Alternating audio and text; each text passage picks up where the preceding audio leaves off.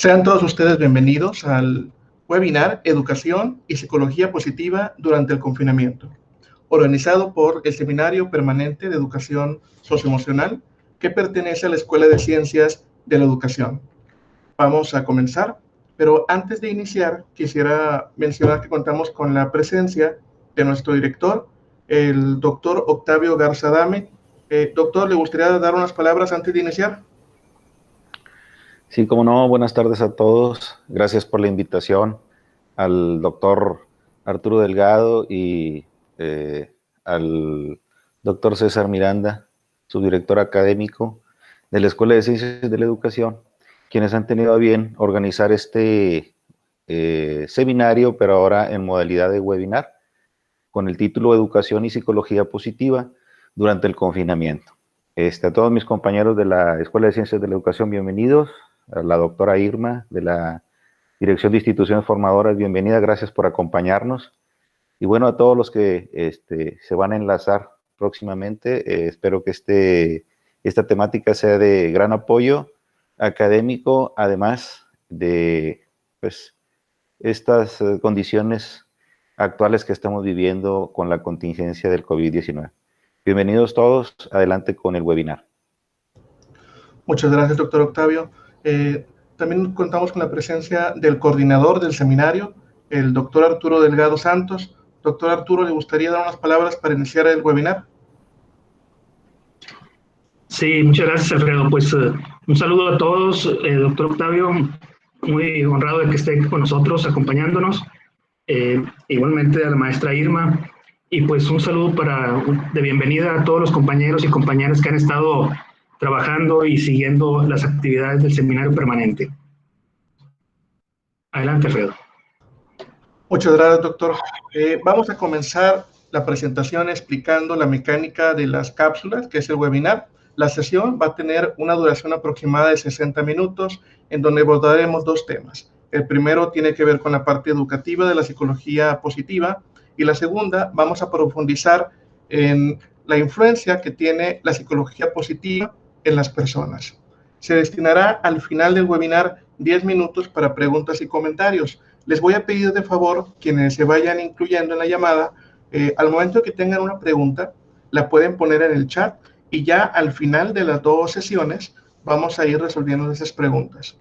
Entonces, la sesión número 1, que le corresponde a un servidor, el maestro Alfredo, iniciamos a las 5:30, cerramos a las 5:25 y a continuación tomará la palabra el doctor Arturo Delgado para terminar a las 6:20. De 6:20 a 6:30 terminamos. Quienes vayan entrando o lleguen tarde, esta conferencia, este webinar se está grabando y se subirá al canal oficial del Seminario Permanente de Educación Socioemocional. Comenzamos. La primera parte tiene que ver con las emociones positivas y negativas durante el confinamiento y cómo los catedráticos, los docentes en educación básica, nos encargamos de la promoción del tema de la salud mental. Y una primera pregunta tiene que ver con qué es la promoción. Seguramente si le preguntamos a un maestro, oiga, ¿usted qué hace en la escuela? No, pues yo me encargo de educar, me encargo de desarrollar los conocimientos de los niños, pero una actividad que también hacemos tiene que ver con la promoción. ¿Pero qué significa promover? Promover proviene del latín promovere, que significa mover o empujar hacia adelante.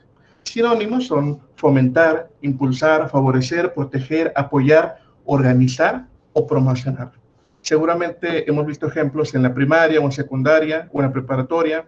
Le vamos a promover la lectura, el respeto, los valores, la colaboración, la higiene, entre otros.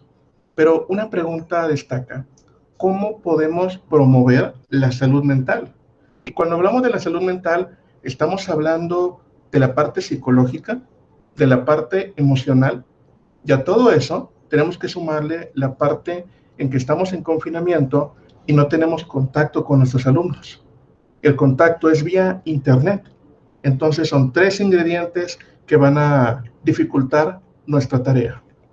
Pero bueno, antes de empezar directamente con el tema ¿qué es la psicología positiva?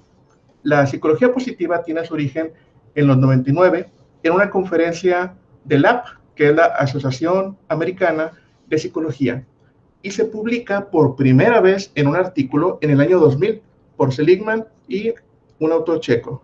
Esto es afirmado por Vizcarra en 2009. Ahora, ¿qué temas trata la psicología positiva? Trata la inteligencia emocional, el manejo de las relaciones de pareja, el desarrollo del contacto social y la amistad, optimización de las relaciones familiares, empleo constructivo del tiempo libre y pensamientos positivos hacia nosotros mismos. Ahora, de esos 6 temas, ¿cuáles podríamos abordar en educación primaria? La inteligencia emocional, el desarrollo del contacto social y la amistad. Me dirán, bueno, pero es que no están teniendo contacto social, están en confinamiento. Pues precisamente porque hay una carencia de ese desarrollo, tenemos que subsanarlo de otras formas, con otras actividades. Optimización de las relaciones familiares. Pero bueno, avanzamos. La promoción de la salud. La psicología positiva enfoca su atención en la salud psicológica, pero también en la parte emocional del individuo, pero desde un enfoque preventivo. Es decir, la idea de la psicología positiva no es actuar sobre la enfermedad, sino prevenirla. Prevenir conductas que producen psicopatologías, es decir, una enfermedad del alma, de la mente, de las emociones. Un ejemplo de este tipo de enfermedades es, por ejemplo, la manifestación de un trastorno depresivo por la presencia de emociones negativas. No porque las emociones negativas sean malas, sino porque cuando no están reguladas, cuando no son controladas o no se desarrolla el autocontrol, se puede caer en psicopatologías, una enfermedad. Entonces, este modelo, el de la psicología positiva, busca prevenir la enfermedad antes de que ocurra, por lo que su carácter es preventivo y no correctivo. Respecto a las emociones son eminentemente autónomas, no dependen del pensamiento humano. Esto quiere decir que una emoción se va a activar en un momento dado por una situación que puede ser ira, puede ser alegría, pueden ser los celos, pero no son controladas, sino que se disparan de forma automática. Esto nos ayuda mucho a sobrevivir. Y ahorita vamos a ver por qué estoy tocando este tema. La razón de la existencia de las emociones no es otra más que la defensa del animal y, en nuestro caso, la defensa de la vida del ser humano. Las emociones son entonces un mecanismo rápido de respuesta que permite huir o atacar a un posible peligro para nuestra integridad. Y vamos a ver la diferencia ahorita con el tema de los sentimientos, porque emociones y sentimientos no es lo mismo. Entonces, las emociones tienen un sustento, pero no se encuentran en el corazón, que como lo hacíamos de forma romántica, sino se encuentran en el cerebro. Las cosas emocionalmente aprendidas duran, mientras que aquellas cosas en las que las emociones no juegan papel alguno, se pierden rápidamente en nuestro recuerdo. Esta parte es muy importante para nosotros como maestros porque si desarrollamos clases, actividades, dinámicas que toquen las emociones de los alumnos, las van a llevar toda su vida. Y esto es un arma de doble filo, puede ser para bien o para mal. Queremos que tengan un buen recuerdo de la escuela, queremos que tengan un recuerdo positivo, pero es cierto que muchas veces lo que se llevan es un recuerdo negativo. Tipos de emociones. No todas las emociones son iguales. Vamos a ver diferentes clasificaciones. Tenemos el modelo del 98 de Torrabadella, que consiste en las emociones positivas y en las negativas, como viene siendo la alegría y el cariño, la ira, el miedo, la tristeza. Y Vizcarra propone otras diferentes. Propone el miedo, la tristeza, la rabia, la alegría, la ansiedad, la depresión, la violencia, la euforia, entre otras. Ahora, antes de avanzar, ¿cuál de estas emociones creen que están sintiendo los niños que se encuentran en confinamiento? Podemos elegir de las positivas, podemos elegir de las negativas. Podemos elegir del 98 o del 2005. Vamos a ver. Los sentimientos. Ya hablamos de la parte de las emociones, que esas se disparan en automático. Las emociones son automáticas, salen. Pero los sentimientos Si bien hemos afirmado que las emociones eran los colores que dan luminosidad a la vida, los sentimientos serían las tonalidades. Es decir, cuando se mezclan estos colores, son matices, perfiles, claroscuros. Los sentimientos son mezcla de emociones. Así nos dice Torbadella en el 98. La revancha es la suma de la ira y la alegría. Fíjense cómo combinamos dos emociones, la ira y la alegría. Entonces voy a vencer a mi oponente y tanto estoy enojado como siento satisfacción en que lo voy a derrotar. Esa es la revancha. La ternura es la mezcla entre el afecto y la alegría, que son dos emociones diferentes. El odio es la ira y el miedo. El duelo es la mezcla de la tristeza y el miedo. Ahora, vamos a ver esta parte. Puede ser que, hablando específicamente del odio, yo me puedo enojar mucho en un momento dado. Alguien me hace algo y yo me puedo enojar. Incluso alguien me puede asustar. Puedo sentir ira y puedo sentir miedo. Pero cuando esas emociones se combinan y perduran a través del tiempo, se transforma en un sentimiento. El sentimiento del odio, o en este caso de la ternura, del duelo. Conforme va pasando el tiempo, estos sentimientos van definiendo mi personalidad. Por eso es tan importante este tema. Entonces, a partir de las emociones, del control de las emociones, nacen los sentimientos, se desarrollan y dan forma a quienes somos nosotros. Los sentimientos son secundarios. ¿Cuáles son los primarios? Las emociones. Y por ello, no son respuestas automáticas a situaciones nuevas, sino que son el resultado, el rescoldo que queda de ellas una vez que ha pasado su fuerza de actualidad. Por ello decimos que los sentimientos añaden duración a las emociones. Entonces, si tiene que ver con el tiempo, es un sentimiento. Si es algo que sientes en un momento dado, va y viene, es una emoción. Duran más aquellas que se insertan en nuestra propia personalidad, los sentimientos. Los más importantes del sentimiento, lo más importante del sentimiento es que constituye la suma de una emoción y de un pensamiento. Entonces, las emociones no tienen que ver con un pensamiento, es simplemente la respuesta a algo que está pasando en mi contexto.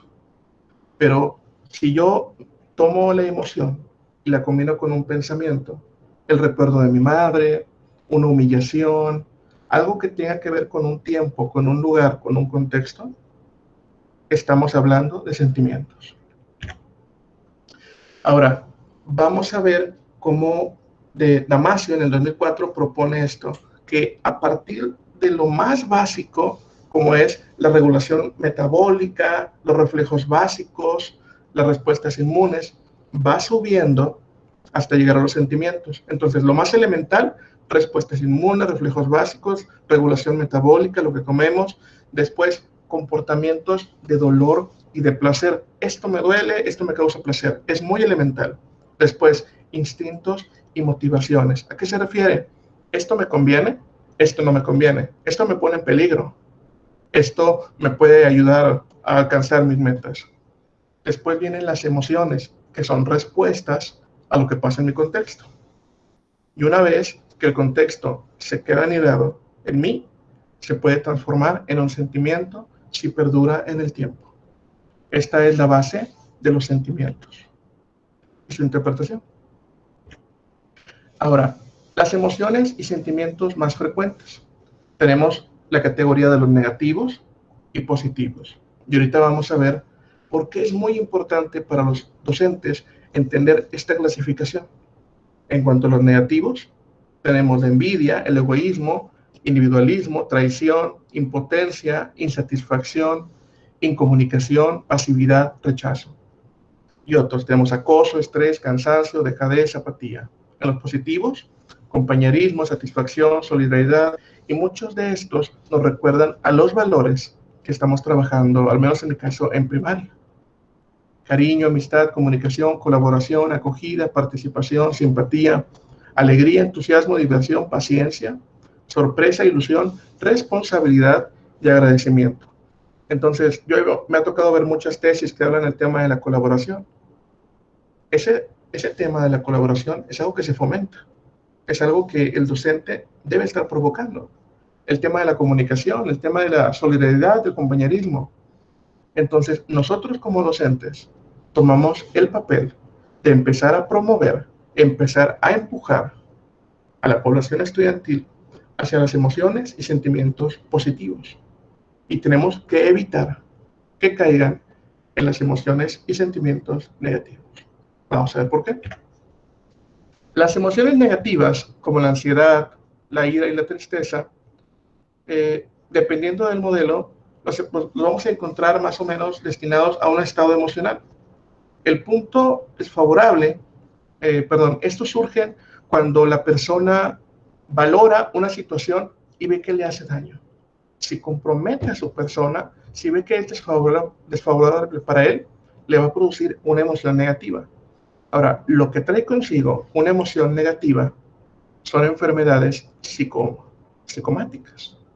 Por ejemplo, enfermedades en el aparato respiratorio, el aparato digestivo, niños de primaria que están vomitando por el estrés de un examen o porque un maestro les está gritando, ciertamente es el miedo y se manifiesta a través de una enfermedad psicomática, a través de la piel, a través del sistema inmunológico, la persona se empieza a enfermar más, el sistema cardiovascular, ¿cuántas veces hemos escuchado? De un coraje le puede dar un ataque al corazón, se tiene que tranquilizar. El sistema nervioso simpático, el sistema hormonal, el sistema nervioso central, funciones superiores.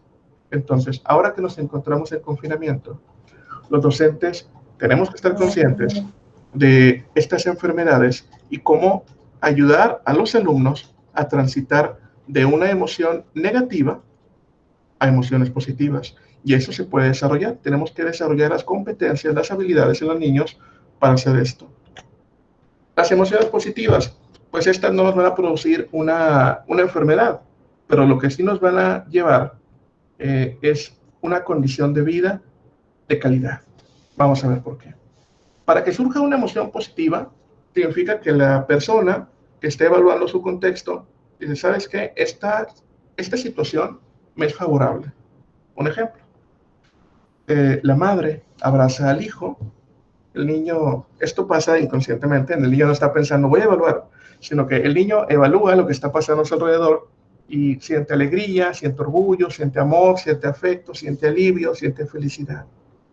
Y lo que pasa es que va a tener mejores defensas, va a hacer frente a situaciones complicadas con mayor facilidad y en este estado de confinamiento, precisamente lo que los catedráticos queremos desarrollar en los niños es precisamente que hagan frente a esta situación, porque esta situación va a llegar un momento en que ellos van a regresar a la escuela. El punto es, ¿cómo van a regresar a la escuela? Esto que les estoy mostrando es como un caleidoscopio, le llaman las emociones en círculo, para que vean cómo se puede clasificar a partir de 6. Miedo, ira, disgusto, tristeza, felicidad, sorpresa. Y cómo se puede clasificar en todo un abanico. Este es otro modelo, el modelo circular o bidimensional de Plutchik. Y también se divide en vigilancia, éxtasis, admiración, terror, asombro, afiliación, aversión, furia y vigilancia. Entonces, hay muchos modelos para clasificar las emociones. No es tanto que escojamos uno, es que investiguemos, que comprendamos que existen y que elijamos cuáles queremos desarrollar en nuestros alumnos. Pero bueno, volviendo al tema inicial, promover la salud mental. ¿Es posible enseñarle a un niño a ser feliz? ¿Cómo se hace eso? Son preguntas que nos hacen los maestros todo el tiempo. ¿Cómo puedes enseñarle a alguien a ser feliz? ¿Se puede mejorar el ambiente del niño? Porque sería el docente metiéndose en el ambiente familiar. ¿Eso se puede hacer? ¿Cómo promover el control de las emociones? Son preguntas a las que vamos a ir respondiendo en este webinar. Ahora, la meta de la educación es ayudar a formar personalidades inteligentes, es decir, que estén en condiciones para llevar una vida digna y feliz. Entonces, a nosotros como maestros sí nos corresponde esta parte, sí le tenemos que enseñar a los niños cómo ser felices, darles las herramientas para que los niños mejoren su ambiente y por supuesto también nos toca promover el control de las emociones. Vamos a ver en total 10 estrategias. Ahora, en esta ocasión, en este webinar, por el tiempo, nos va a tocar una estrategia y el próximo viernes vamos a ver el resto de las estrategias. Es decir, esta fue la parte teórica, vamos a ver una estrategia y el viernes cuando nos vuelvan a acompañar le vamos a dar el listado de las 9 estrategias para dar un total de 10. Ahora, estrategias para promover la salud mental. Pues son estrategias que se van a enfocar, 1, a trabajar en línea. 2, son diseñadas específicamente para trabajar en educación básica. Se pueden aplicar en preescolar, primaria, secundaria o preparatoria. Las adecuaciones les vamos a enseñar cómo hacerlas. Las actividades que estimulan un clima positivo en la clase, el sentimiento de pertenencia entre los niños y pues movilizan la fuerza de voluntad, el valor, la solidaridad y la creatividad. La estrategia número 1, que es la que vamos a ver hoy, se trata del diagnóstico de grupo por medio de redes semánticas. Siguiendo a Correa, Saldívar y López, la técnica de redes semánticas naturales modificadas permite identificar, y ojo, esta es la parte padre, porque vamos primero, antes de aplicar todas las actividades, vamos a diagnosticar al grupo. ¿Cómo se encuentra mi grupo? ¿Qué necesidades tiene? ¿Qué es lo que está transitando? ¿Cómo la están pasando en su confinamiento en sus casas? Vamos a tomar esa radiografía y vamos a descubrir el significado que las personas asignan a un tema o término en concreto. A esas respuestas que nos vayan a arrojar ese producto se les denomina palabras definidoras. Aquí del lado izquierdo pueden encontrar una ficha que viene siendo educación socioemocional, qué es confinamiento, qué es la sana distancia, muy importante explicar para los niños en este caso. Y ahora, copia las frases en tu libreta y completa cada oración de la forma en cómo te sientes actualmente. Este ejercicio está muy padre y está muy sencillo. Le vamos a dar entre 5 y 10, aquí elegimos 9, frases que ellos tienen que completar. Número 1, estar en confinamiento me hace sentir, y el niño lo va a escribir, ¿cómo me hace sentir estar en confinamiento? No tiene que ser muy largo, solamente 1 o 2 conceptos. Las noticias que escucho acerca del COVID me hacen sentir. La forma en que paso el tiempo en casa durante el confinamiento me hace sentir. Estar con mi familia durante el confinamiento me hace sentir. Todas estas respuestas me van a dar pie para formar una red semántica y va a haber conceptos que van a destacar más que otros. Si les asignamos un tamaño, va a haber conceptos que estén más grandes que otros. Ahí es donde yo voy a empezar a trabajar a partir de lo que yo vea de las necesidades de mis alumnos.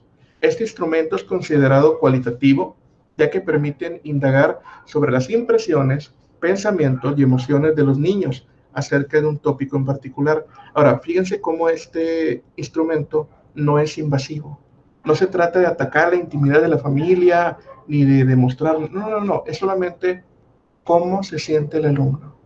Y a partir de ahí, las 9 actividades que vamos a ver la próxima semana surgen. El libro en el que estamos tomando estas actividades se llama Aplicaciones Educativas de la Psicología Positiva, que es de Caruana, que es el editor, ¿de acuerdo? Aquí está la referencia.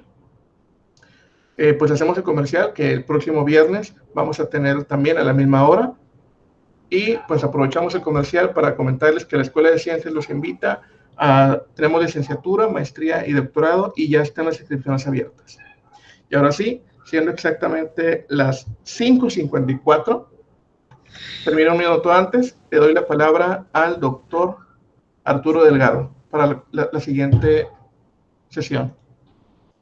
Doctor Arturo, ¿tiene la palabra? Sí, muchas gracias, Alfredo. Pues vamos a dar continuidad a esta temática que estamos trabajando y que tiene que ver con este enfoque de la psicología positiva, que podríamos decir que es una corriente que está teniendo auge de manera importante en los últimos años y podemos considerarla una corriente psicológica de este siglo XXI. Quisiera también, digamos, señalar, enfatizar este cambio de enfoque, porque es muy relevante cómo la psicología dejó de estar enfocada, o al menos no tanto en el tema del malestar, en el tema de la enfermedad, en el tema del trauma, para, digamos, transitar hacia un enfoque donde se consideran los aspectos del bienestar, de la salud, es un enfoque salutogénico, y también relacionados con el desarrollo personal del sujeto. Muy bien, estamos trabajando esto de las estrategias, vamos a ver un poquito más sobre este enfoque para complementar lo que ha señalado Alfredo de manera muy puntual.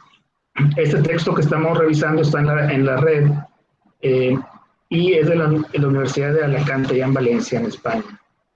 Vamos a ver la que sigue, Alfredo, por favor. Vamos a revisar la parte medular de este texto, que es la fundamentación teórica, filosófica, y son principalmente los dos primeros capítulos. El día de hoy vamos a ver el capítulo 1.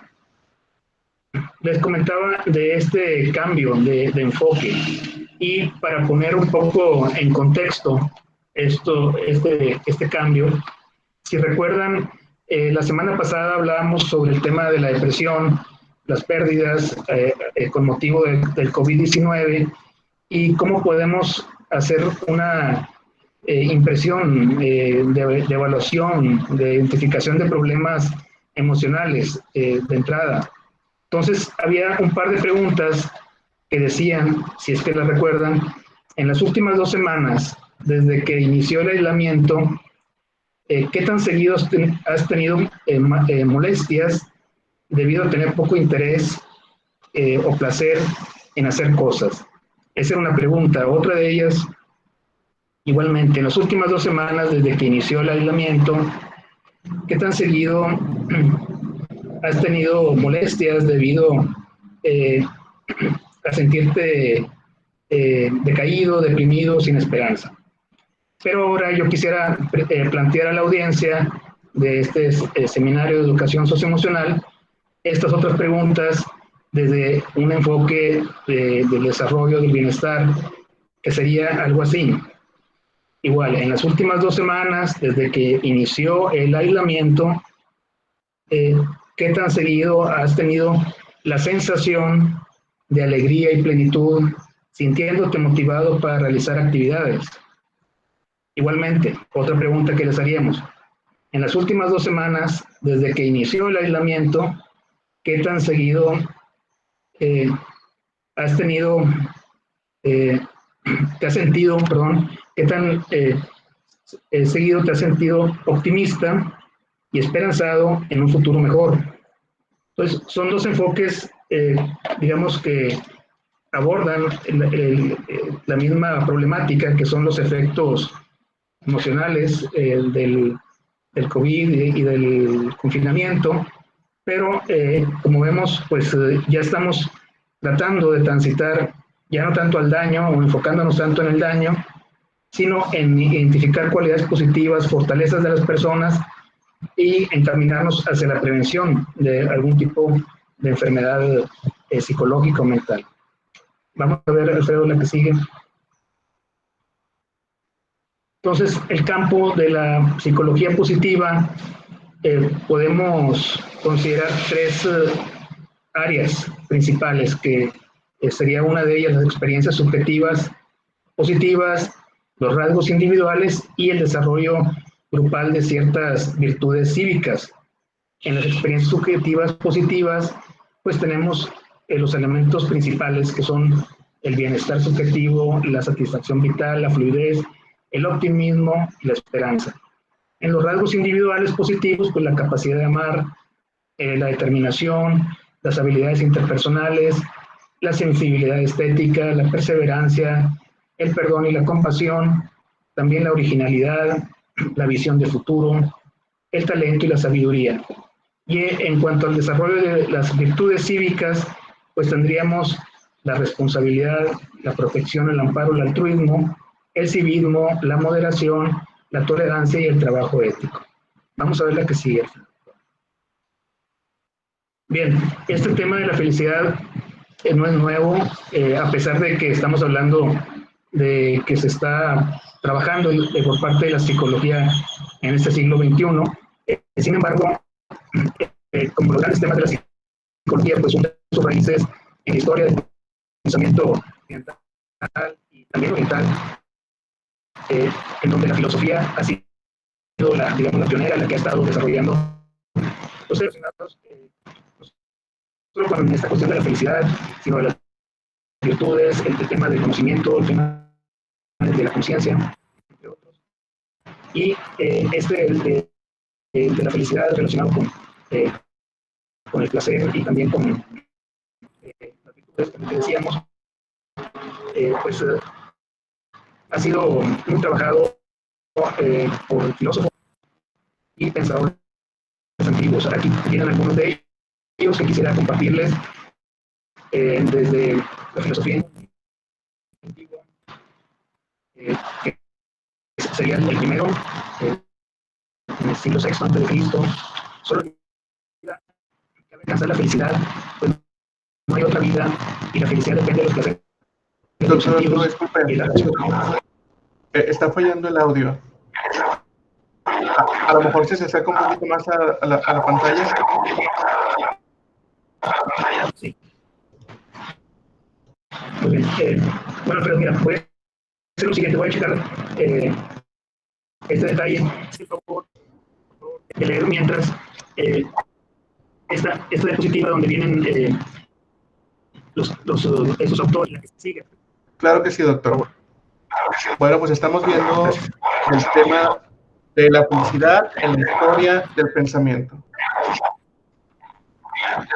Aristóteles, antes de Cristo, comentaba que la felicidad ha de consistir en una actividad conforme a la virtud, ha de durar toda la vida y ha de ir acompañada de circunstancias externas mínimamente favorables. Séneca comentaba que es feliz, por tanto, el que tiene un juicio recto. Es feliz el que está contento con las circunstancias presentes, sean las que quieran, y es amigo de lo que tiene. Es feliz aquel para quien la razón es quien da valor a todas las cosas de su vida. Spinoza, ya más adelante, comentaba: la felicidad no es un premio que se otorga a la virtud, sino que es la virtud misma, y no gozamos de ella porque reprimamos nuestras concupiscencias, sino que al contrario, podemos reprimir nuestras concupiscencias porque gozamos de ella.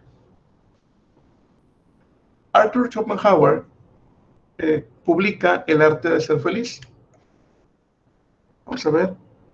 Ahorita vuelve el doctor Arturo, yo creo que salió y ahorita entra la llamada. Entonces comenta que el hombre sabio y prudente aspira a la ausencia de dolor y sufrimiento, más que aspirar a placeres y alegrías sin límite. La envidia es causa de infelicidad y hay que evitarla. Es fundamental conocernos bien a nosotros mismos. La riqueza es como el agua de mar. Cuanto más se beba, más sed se tendrá. Lo mismo vale para la fama. Adoptar la actitud de hacer con buena voluntad lo que se pueda y tener la voluntad de soportar el sufrimiento inevitable. Reflexionar a fondo sobre una cosa antes de emprenderla, pero una vez llevada a cabo, no angustiarse con repetidas consideraciones. Conocer nuestros límites y limitar el propio ámbito de acción. Razonar. Sométete a la razón si quieres someterlo todo. Cultivar la alegría y cuidar la salud.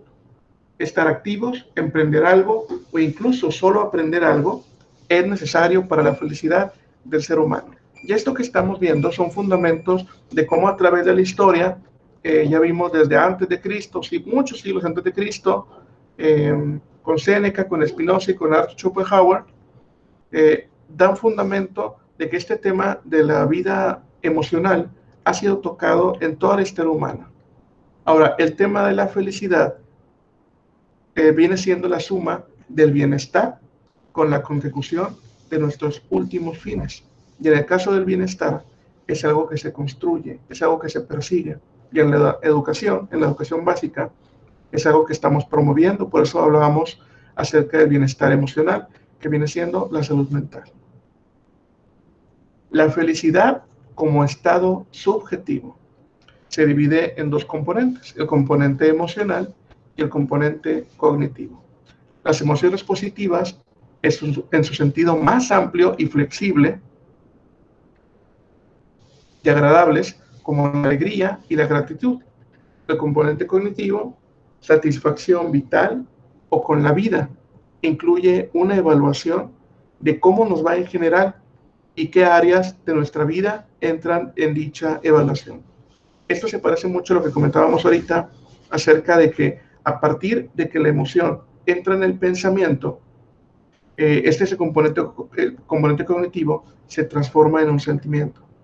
Entonces, la felicidad como estado subjetivo es el ser estando consciente de estos dos componentes y de ahí evalúa su situación y puede decidir si tiene o no felicidad, como algo que se construye, como algo que se percibe y se evalúa.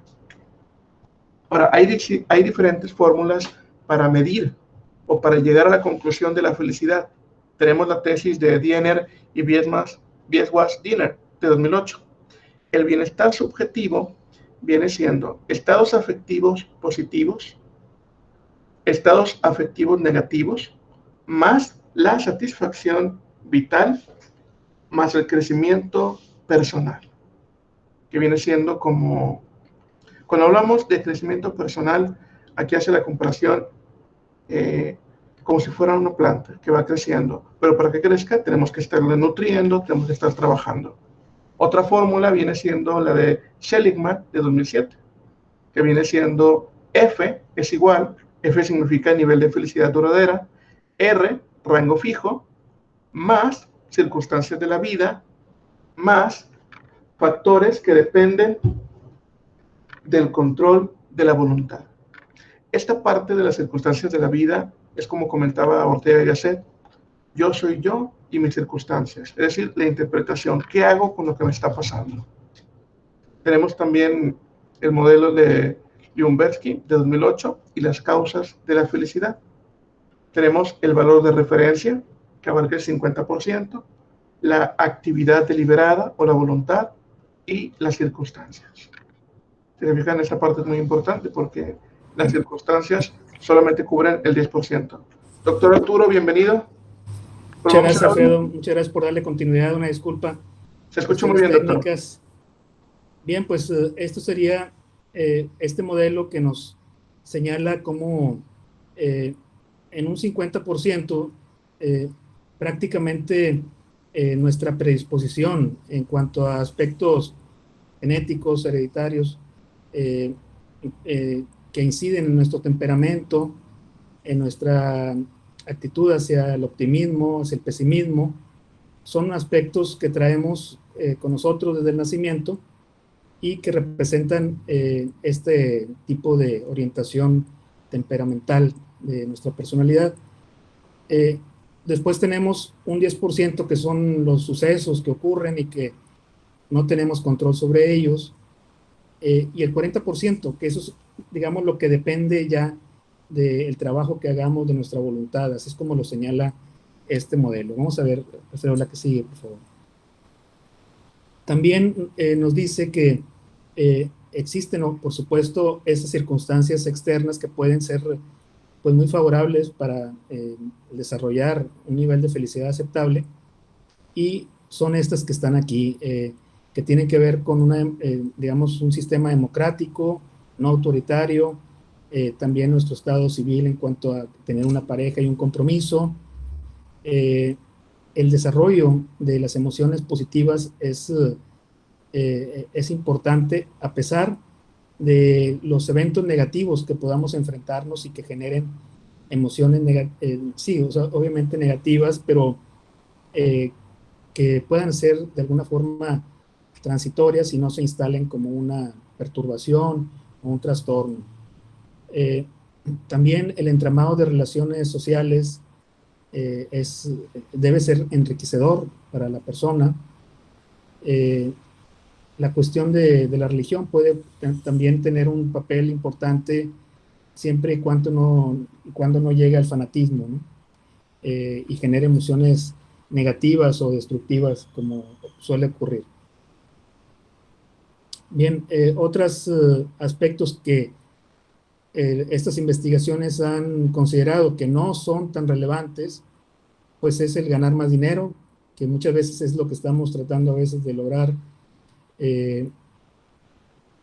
Más allá de las necesidades básicas, el dinero no aporta felicidad como tal. También nos dice que las personas materialistas son menos felices, considerando que se instala este deseo por tener más y no disfrutar lo que se tiene ya. También gozar de buena salud es importante, pero a excepción de enfermedades muy graves no es tan determinante, porque influye mucho también nuestra actitud hacia las enfermedades, etc. Igualmente, nos dice, elevar el nivel de estudios no tiene ningún efecto sobre la felicidad. Bueno, pues ya nos lo dijeron un poquito tarde a lo mejor, pero creo que hace referencia precisamente que no es una cuestión determinante nuestro nivel educativo. Y bueno, las cuestiones también relacionadas con nuestra apariencia, con nuestra raza, con nuestras condiciones sociales, creo que serían aspectos que podemos superar. Muy bien, Alfredo, vamos a ver lo que sigue. Bien, aquí la cuestión es cómo incrementar las emociones positivas. Básicamente, la idea de este enfoque, de estos autores, es que podamos experimentar los sentimientos del pasado, porque nuestra memoria emocional es una carga muy fuerte que traemos, y la idea es poder transitar digamos, el predominio de recuerdos y emociones negativas hacia otras que sean relacionadas con la realización personal, con el autoestima, con el orgullo. También en la forma como pensamos el futuro es algo que algunas personas pues difícilmente pueden ser optimistas y son muy aliadas de un pensamiento pesimista. No hay fe, no hay confianza.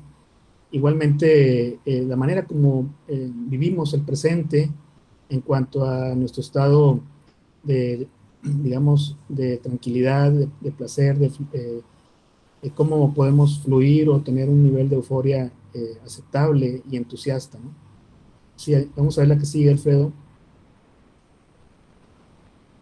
Bien, aquí es donde el punto quizá más álgido de este cambio de enfoque es que contradice corrientes psicológicas del siglo XX que han echado raíces fuertemente en la pedagogía y en el trabajo del psicólogo en general, que tiene que ver con la gestión de emociones positivas relacionadas con el pasado.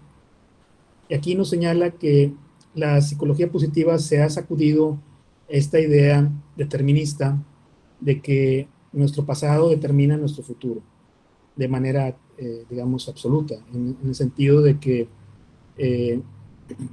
la infancia es destino y bueno, esta perspectiva determinista, la psicología positiva no la comparte.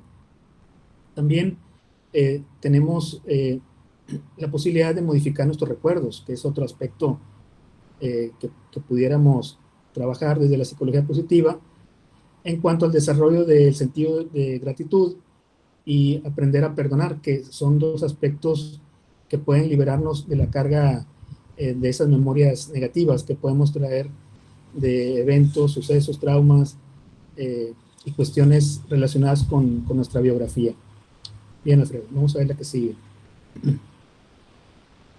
Y bueno, considerando que la psicología plantea esta importancia de desarrollar actitudes favorables a la felicidad, la pregunta es, ¿realmente podemos ser más felices?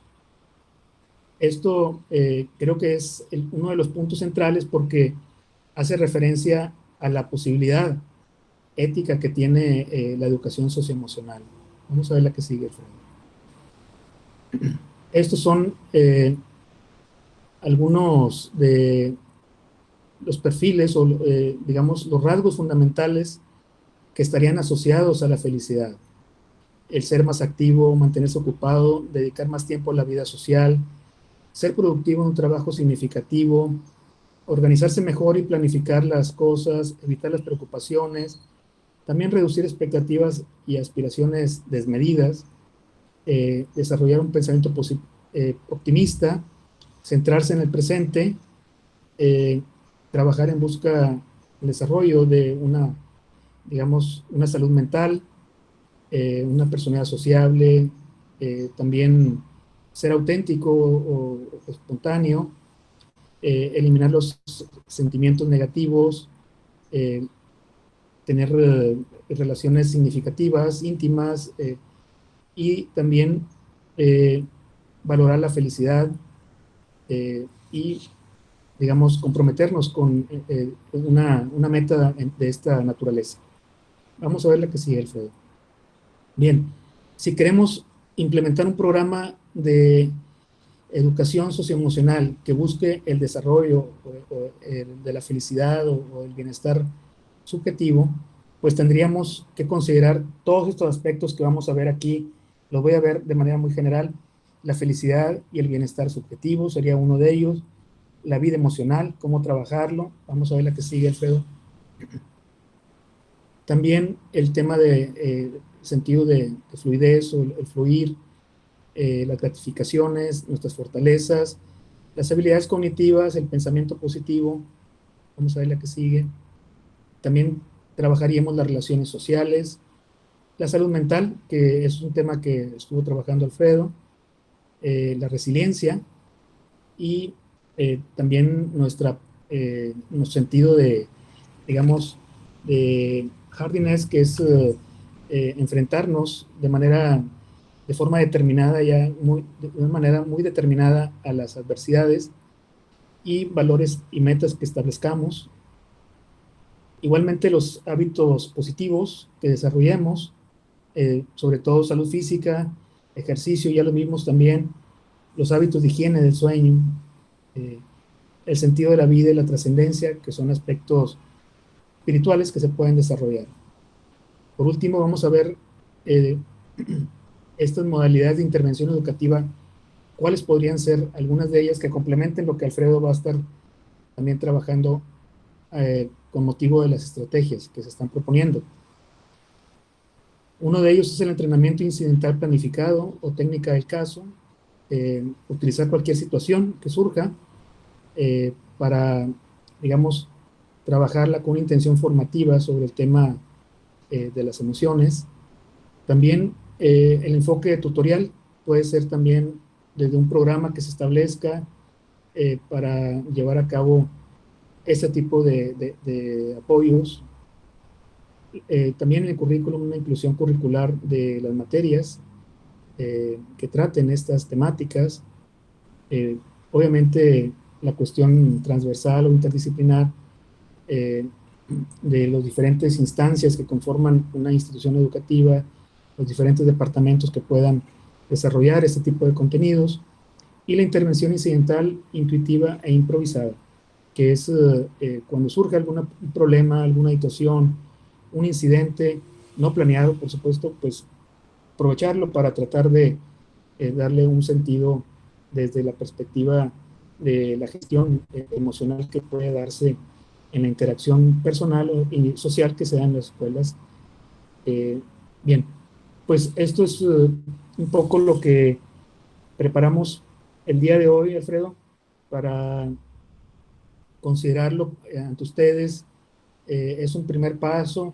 Vamos a tener la próxima sesión para profundizar un poco más, pero quisiéramos escucharlos, ver qué piensan de este material que hemos estado trabajando.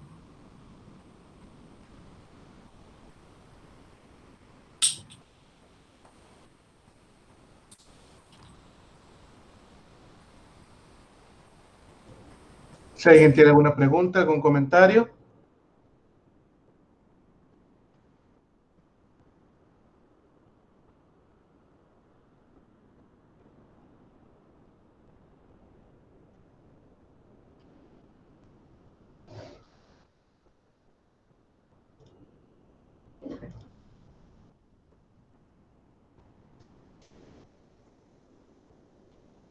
Muy bien, siendo así, me gustaría pedirle al subdirector académico, al maestro César Miranda, para dar cierre al evento, el webinar del día de hoy.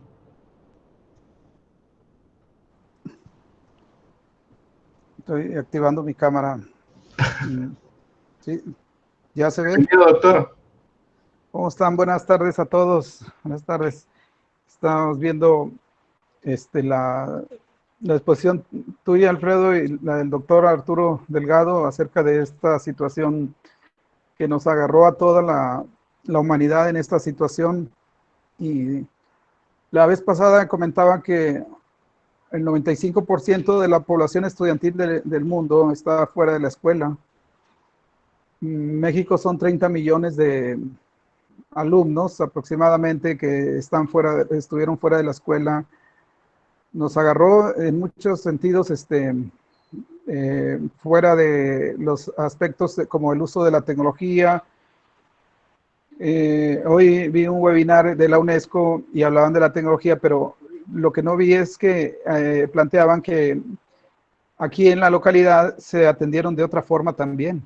Hubo otras formas de atender desde la televisión, los WhatsApp. Las personas aquí en la localidad atendieron atendieron a los alumnos en la medida que la emergencia lo permitía, no solamente en este medio, sino hubo diferentes formas de ingenio. Pero aún así, hay movimientos en el mundo, movimientos en la localidad que plantean que uno de los elementos, aparte del conocimiento, es la situación socioemocional en el uso de la tecnología y de esta situación. Entonces, hay confinamiento, hay elementos nuevos que tendríamos que rescatar, que estamos viendo qué es lo que ocurre, y en esta situación, hoy, desde el Seminario Permanente de Educación Socioemocional, analizan esta situación, analizan lo que está ocurriendo desde el punto de vista de los modelos y desde las experiencias que están ocurriendo aquí, en esa bitácora y en esa descripción de lo que ocurre. Me parece un trabajo rescatable y que va a contribuir a registrar lo que ocurre desde nuestra localidad, desde nuestra región, en el mundo. Los felicito. Yo creo que en el tema hay mucho que hablar todavía. Tendríamos que seguir discutiendo, seguir contribuyendo ideas y aparte de los modelos, contribuir lo que está ocurriendo desde la localidad. Entonces, pues los felicito también a toda la gente que está conectada. Vi que se conectaron y están siguiendo en viernes, están siguiendo este trabajo que ya lleva varias sesiones. Es importante, entonces, su trabajo, le están dando vida a la escuela también, a la Escuela de Ciencias de la Educación, y como tal están dando vida a que tengamos diálogo académico en los fenómenos que están siendo presentes en esta emergencia. Y bueno, pues felicidades a todos, a toda la cantidad ahí que veo que están conectados, cantidad de compañeros maestros. Entonces, seguimos en esa plática, seguimos en la dialógica que se plantea acerca de un fenómeno educativo como el que estamos viviendo. Pues es todo. No sé si tengan algún comentario, no sé, Arturo, o el doctor Arturo, Alfredo, o los compañeros. Gracias que estuvieron aquí. No sé, Alfredo, sí, te doy la palabra. O al doctor Arturo, a ver. Maestro César, muchas gracias, sí. Queremos seguir trabajando esta temática con motivo del tema del confinamiento, de los efectos emocionales que se generan, y también la cuestión de cómo abordarlo una vez que se dé la reapertura de las escuelas. Eso es el propósito de estas reuniones y bueno, la intención es la próxima semana darle continuidad a el tema de las estrategias desde esta perspectiva de promover el desarrollo de bienestar emocional en los alumnos, pero no más en ellos, también en los adultos, porque pues esta problemática ha afectado a los padres, a los maestros y a las instituciones en general. Entonces, creo que esa es la intención de estas reuniones que estamos teniendo. Eh, bien, pues finalmente abriría nuevamente el espacio, pues si alguien quiere comentar o tener alguna observación o algún análisis, pregunta, etcétera. Si me permiten, Sí, doctor. este, pues yo los felicito mucho al doctor Arturo y al maestro José Alfredo, que ha estado dando el apoyo en la parte técnica y pues no nada más ahí, sino también en su participación al inicio de este webinar. La temática es, yo creo que muy valiosa porque es algo que estamos viviendo.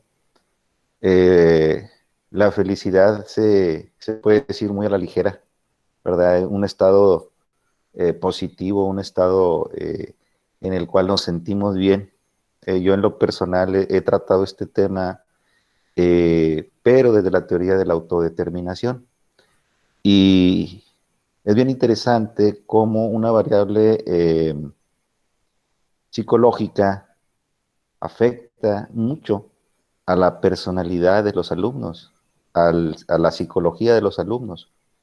Eh, en la tesis que yo realicé era predecir cómo se predecía una variable psicológica a través de una variable pedagógica, que era la presentación de las tareas. Es decir, la eficacia pedagógica cuando el maestro se sabe comunicar, dice las cosas bien, con precisión, etcétera, hace que se satisfagan las necesidades psicológicas básicas. Y estas necesidades predicen el bienestar psicológico según la teoría de la autodeterminación, lo cual pude comprobar a través de un modelo de ecuaciones estructurales. Cuando el maestro da bien su clase, el alumno se siente que está satisfaciendo su necesidad de autonomía, de relación y de competencia. Y a su vez esto lo lleva a un bienestar psicológico o a una sensación de vitalidad, de sentirse bien. Entonces es muy importante la labor del docente. Y ahora en este confinamiento, el utilizar los medios tecnológicos, el tener esa habilidad de saber manejar las aplicaciones, los software, etcétera, para presentarle al alumno que está detrás de la pantalla algo que le sea atractivo, que esté bien explicado, pues lo va a hacer sentirse bien, le va a dar esa satisfacción de bienestar, de felicidad.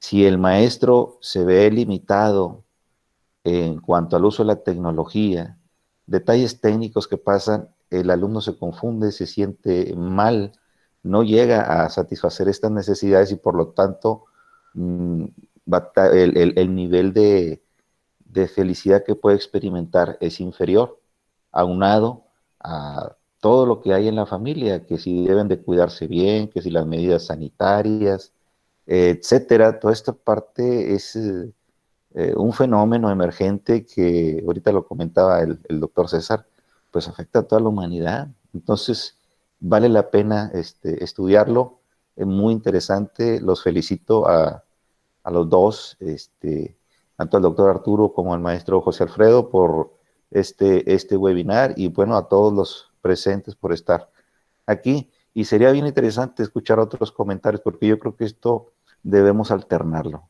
que no sea nada más de allá para acá, sino que de todas partes podamos comentar algo que pueda aportar.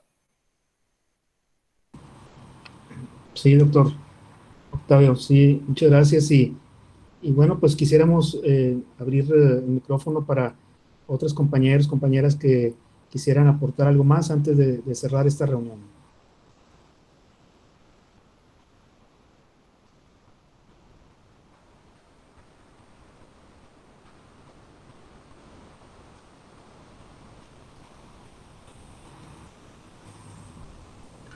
Ahora recuerden que el próximo viernes vamos a tener otra sesión. Puede ser que en este momento no tengamos las preguntas, pero para el próximo viernes a la misma hora vamos a estar aquí. Muy bien, pues si no tenemos ningún otro punto que considerar, pues quisiéramos invitarlos para el próximo viernes, darle continuidad a esta misma temática.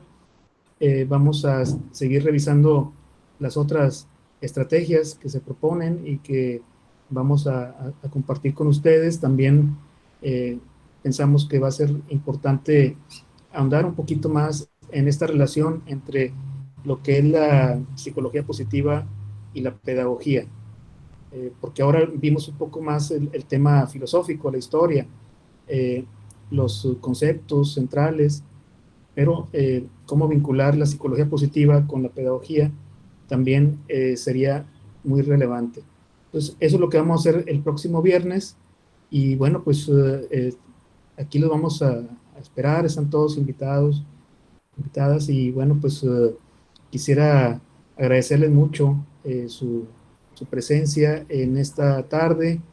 Hemos tratado de adecuar un poquito el formato, hacerlo más ligero, porque teníamos un formato derivado del enfoque presencial y era muy extenso. Ahora queremos hacerlo más dinámico, y también buscar la manera de seguir entablando un diálogo con ustedes. Entonces, bien, pues no sé, vamos a despedir entonces la reunión de hoy, agradeciéndoles nuevamente su presencia, y los esperamos entonces el próximo viernes a la misma hora, a las 5:30. Muchas gracias a todos. Excelente, hasta luego. Gracias, hasta luego. Adiós.